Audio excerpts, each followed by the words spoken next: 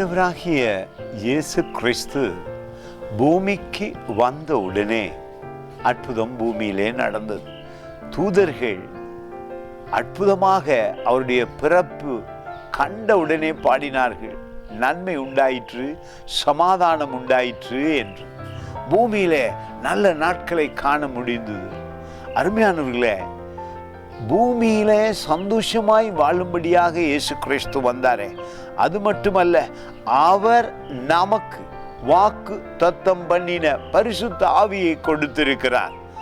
அது மட்டுமல்ல, பழைய ஏற்பாட்டிலே நம்மேல் இருந்த சாபங்கள், வேதனைகள், வியாதிகள் நீக்கப்பட்டு கிறிஸ்துவுக்குள் நாங்கள் மன்னிக்கப்பட்டு தேவனுடைய பிள்ளைகளாய் மாறி இருக்கிறோம். மிக அருமையான வசனம் சொல்லுகிறது, 42 ஏசாயா தீர்க்கதரிசி புத்தகம்.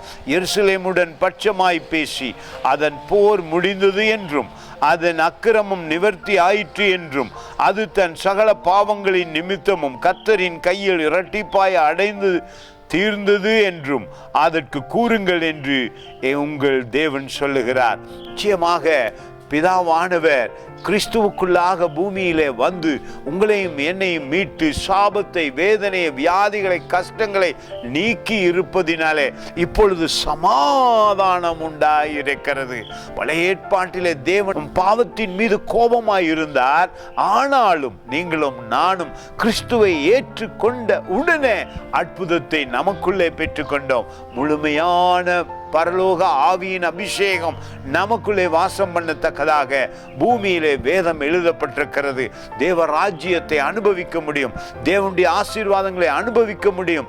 இப்பொழுது கிறிஸ்து நமக்காகவே பூமியிலே வந்து மரித்து உயிர்த்து இன்றும் தேவனாய் இருக்கிறாரே.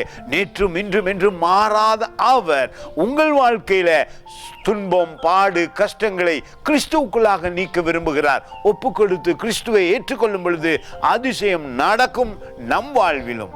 God bless you.